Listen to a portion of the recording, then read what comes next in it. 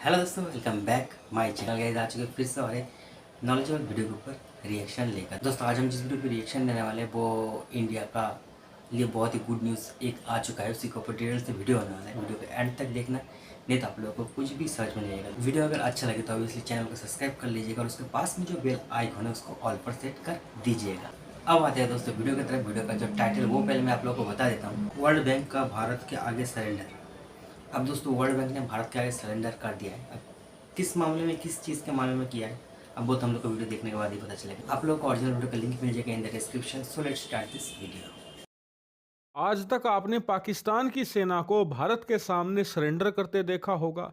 America जो कि एक सुपर पावर है उसे अफगानिस्तान और वियतनाम जैसे छोटे देशों में हथियार डालकर भागते हुए देखा होगा, या फिर पाकिस्तान को आईएमएफ के सामने हाथ जोड़कर घुटने टेक कर गिड़गिड़ाते देखा होगा। लेकिन आज आप देखोगे वर्ल्ड बैंक को जो भारत के सामने आज ऑफिशियली सरेंडर कर चुका है। इतना ही नहीं, आने वाले 3 सालों के लिए तो इन्होंने हाथ जोड़ लिए हैं भारत के सामने कि हम आपके लिए अब कोई प्रिडिक्शन कर ही नहीं पाएंगे, क्योंकि पिछले कुछ सालों में भारत ने वर्ल्ड बैंक की जो दुर्गति कर दी है ना, उससे इनकी सारी रिपोर्टों पर एक काला धब्बा लग चुका है। और इसीलिए आज इन्होंने भारत के सामने ऑफिशियली घुटने टेक दिए हैं। लेकिन क्या है ये पूरा मामला और वर्ल्ड बैंक जैसी बड़ी संस्था ने भारत के सामने घुटने कैसे और किस मामले में टेके हैं, चलिए मैं आपको ये पूरा मामला विस्तार से बताता हूं।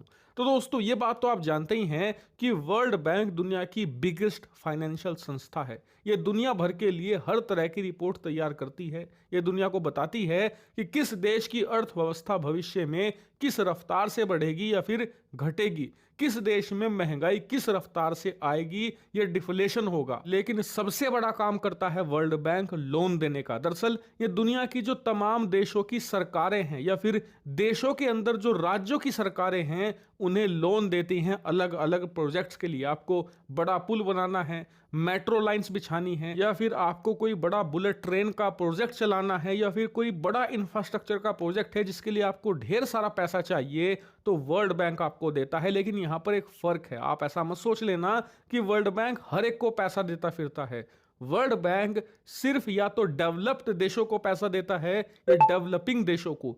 डेवलपिंग में भी वो देश जो कि आने वाले समय में आर्थिक सुपर पावर बनेंगे, जैसे कि चीन, भारत, इन तरह के देशों को वरीयता देता है जिन देशों की अर्थव्यवस्थाएं अच्छी हालत में होती है। कहने को तो पाकिस्तान भी डेवलपिंग कंट्री है, लेकिन वर्ल्ड बैंक उन्हें चवन्नी भी नहीं देता क्योंकि वो एक डूबता हुआ जहाज है। ऐसे में वर्ल्ड बैंक को पता है कि अगर पाकिस्तान जैसे देशों को पैसा दे दिया तो वहां की सरकारें और सेनाएं पैसा खा जाएंगी, इनका चवन्नी भी वापस नहीं आने वाला।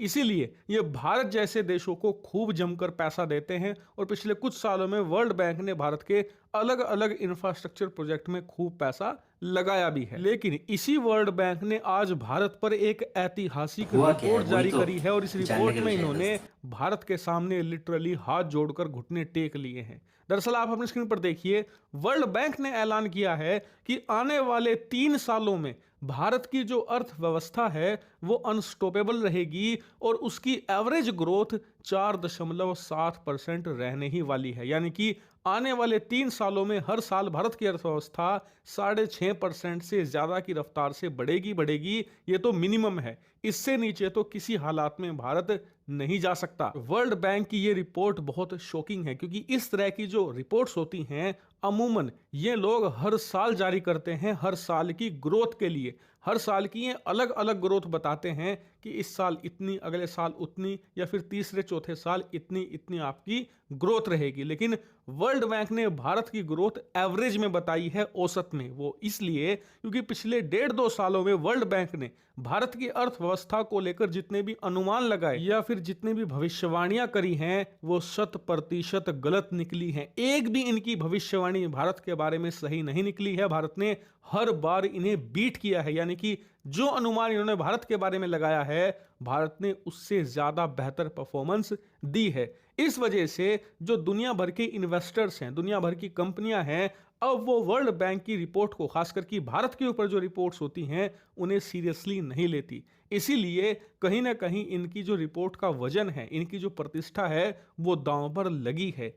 इसीलिए अब वर्ल्ड बैंक ने भारत की रिपोर्ट औसत में जारी करनी शुरू कर दी है। इसका फायदा वर्ल्ड बैंक को यह मिलेगा कि पिछले 3 सालों से हर 6 महीने बाद भारत पर ये रिपोर्ट जारी करते हैं। हर बार गलत हो जाती है तो साल में 2 बार इनकी बेइज्जती होती है, लेकिन अब 3 साल में एक ही बार हो पाएगी। ऐसे में ये जलालत से बच पाएंगे और कहीं ना कहीं अपनी साख बचाने की कोशिश करेंगे। इसके अलावा इन्हें 3 साल का वक्त भी मिल जाएगा भारत पर अपनी तमाम रिपोर्ट में कोर्स करेक्शन करने के लिए, और इसीलिए इसे वर्ल्ड बैंक का भारत के सामने एक तरीके से सरेंडर ही कहा जाएगा। दोस्तों वीडियो था तो खत्म, यह था पूरा मामला। इंडिया ने ना वर्ल्ड बैंक का जब भी बेइज्जती किया है गाइस, और वो भी साइलेंट बेइज्जती।